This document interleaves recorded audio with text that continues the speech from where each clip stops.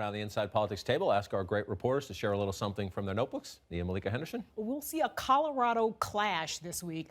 Hillary Clinton heads to Colorado, Denver on Tuesday, and Donald Trump heads there on Friday, also going to Denver. I think two issues to watch for here. On the one hand, immigration reform, how Hillary Clinton frames her stance on immigration reform in this new Supreme Court decision or non-decision, and how she frames Donald Trump's stance on immigration reform. And then for Donald Trump, coal, right? If you think back to 2012, coal companies actually bust in coal miners to Mitt Romney speeches. Since then, those coal companies have hit some rocky ground. Some of them declared bankruptcy. But it'll be interesting to see how Donald Trump frames that issue there, knowing full well what Hillary Clinton said about coal miners a couple of months ago. So those two issues will be interesting to watch and how they play out in Colorado. And one of the swing states he needs to put in play if he's going to make the map more interesting. Jonathan? A name that we have not heard on the Hillary Veep list, that's Tom Vilsack, the former governor of Iowa. I think he is ultimately going to be on the list. Here's why.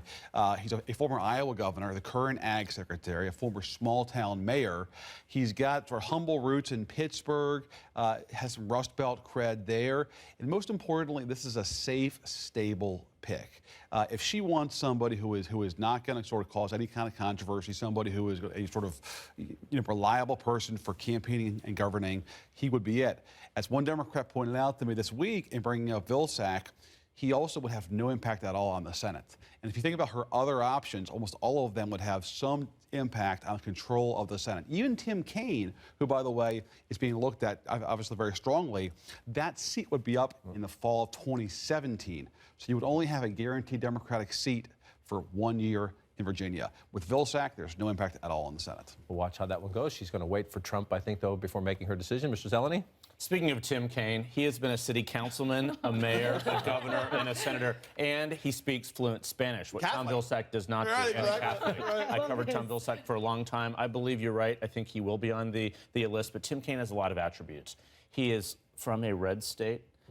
He now represents a purple state. Yep. But Spanish, when you watch him speak in Spanish, fluent Spanish in Univision interviews and CNN Espanol interviews, so compelling here. He would make such a good messenger. Not that they necessarily need to fire up the Hispanic vote, but him being an attack dog en Espanol on Donald Trump would be so key. They have a very good relationship, and he would not upset the balance of the Senate, at least in the short term. So I talked to 24 Democrats this week, top donor strategists. Virtually every one of them says Tim Kaine. Yeah. But we'll see what she says. You're right. Donald Trump goes first. I do suspect that she's more worried about her campaign as opposed to the balance of the Senate. She comes first. Not that she won't factor it in, but she comes first. Lisa?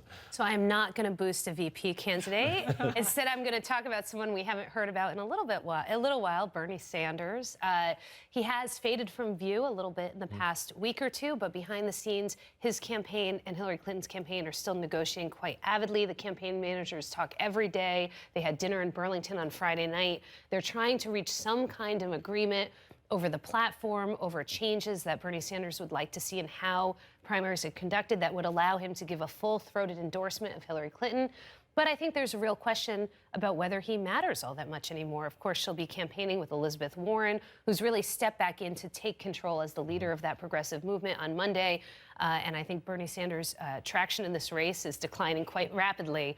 So it'll be interesting to see if he strikes that deal soon. And whether she worries more about his supporters, maybe. Focus on him to help get those supporters. I'll close a little perspective on the Trump campaign post-fired campaign manager Corey Lewandowski. Yes, there is relief, and plenty of it. The Republican establishment, for one, is very happy. Trump's children, especially his daughter Ivanka, are thrilled Corey Lewandowski is gone.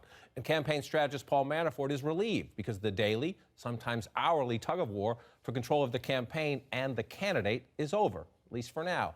But for top Trump insiders, they still describe things inside as a bit of a hot mess. Manafort is debating whether he needs an experienced hand to help with day-to-day campaign operations. Fundraising is described as improving over the last week, but still well behind where it needs to be. And one veteran of past presidential campaigns says this, quote, "Not only do the basic ABCs of campaigns not get done, they don't even get discussed here." See how that works out.